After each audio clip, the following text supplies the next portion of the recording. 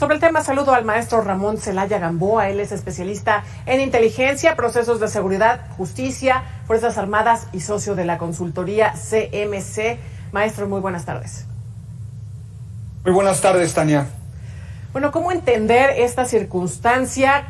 Se puede decir ya que entrega de territorios por parte de esta estrategia que vemos, abrazos no balazos, prácticamente se ve como una operación libre por parte del crimen organizado, ¿no? Ya en las carreteras, en estas regiones, además Michoacán, por decir algo. Sí, lo que hemos observado es un abandono total de la red carretera nacional, de las vías federales por parte de la autoridad gubernamental encargada, que en este caso es la Guardia Nacional. Más del 80% de las carreteras en nuestro país, Tania, son vías federales. Quedan bajo el resguardo y tutela de la Guardia Nacional, de la Dirección de Carreteras. Sin embargo, lo que vemos es que no están presentes, no están haciendo correctamente su labor, su trabajo, y bueno, pues está en total estado de indefensión la ciudadanía. Hay que entender este fenómeno de inseguridad, Tania, bajo dos vertientes. Por un lado, tenemos al robo de transporte de carga, como bien ya nos lo reseñaban, y también el robo al transporte público. Pero por otra parte tenemos la operación de la delincuencia organizada libre, como en estos reportes que se han dado en la vía Monterrey-Nuevo Laredo, donde aquí el problema no es un robo al autotransporte, aquí el problema son la desaparición de personas por parte de grupos de la delincuencia organizada. Tenemos un hecho terrible de inseguridad a nivel nacional que se ve reflejado en las vías carreteras nacionales por la ausencia total de la autoridad. Ya operan con un descaro total, con una impunidad, Tania, los delincuentes que no se inmutan en si son grabados, si son reconocidos, porque saben que el porcentaje de que vayan a ser sancionados pues es menor. Y bueno, además señalar, cuando dio inicio, cuando se convirtió el ejército en la Guardia Nacional, bueno, se determinó que una de las labores que realizaría es esta de la seguridad en las carreteras, pero hay que recordar que hay muchas otras actividades que está desempeñando la Guardia Nacional, no, sin el afán de justificar, por supuesto, pero tendrá algo que ver esta cuestión que tiene ya tantos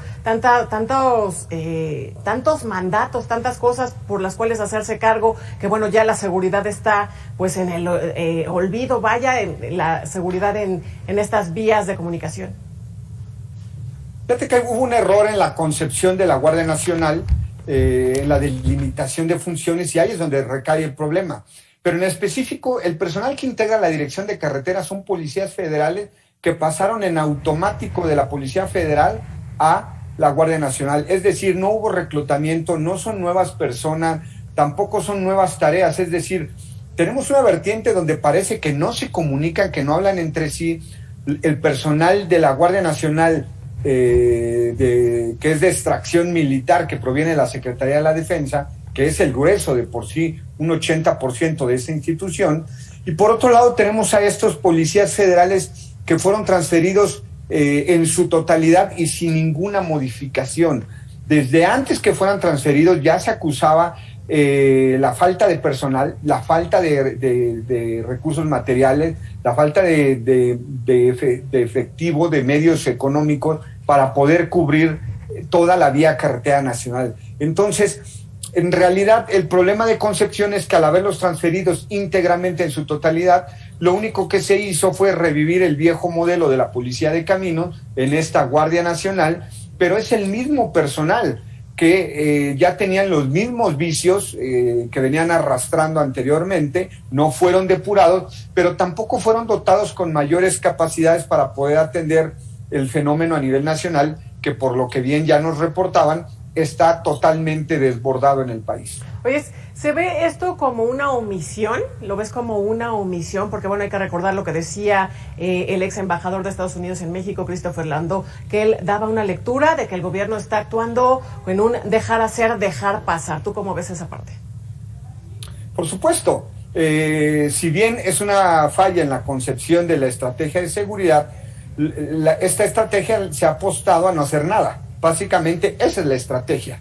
La estrategia de abrazos no balazos consta precisamente no buscar la confrontación con grupos criminales, no hacer persecución de criminales para no causar un mayor número de bajas o de víctimas colaterales, como anteriormente se le llamaba. Entonces, ante la inactividad del Estado, ante la inacción gubernamental, el crimen organizado ha llenado esos vacíos de la autoridad con su presencia, con su acción, con sus acciones criminales y a veces hasta con labor social que hemos visto a nivel nacional. Entonces, por supuesto que ya el gobierno debería entender que esto ya es un tema de una negligencia que podría ser, en dado caso, hasta una negligencia criminal, porque hay mucha gente que está perdiendo en la vida bajo el discurso del gobierno que no quiere buscar la confrontación. Oye, y además, bueno, pues sabíamos de algunos territorios, era Tamaulipas, lamentablemente Tamaulipas sabemos que tiene ya varios años, pues que le tenemos perdido, ¿no? Vaya, donde opera, donde prácticamente podemos decir manda el crimen organizado, se extienden sus tentáculos, Michoacán, pero además, pues las carreteras, ¿no? Se ve cada vez más, pues se extiende esta operación y este mando, pues del crimen organizado. Pues sí, y desgraciadamente, Tania, como bien lo mencionas, va más allá de Tamaulipas, Michoacán, prácticamente es todo el país.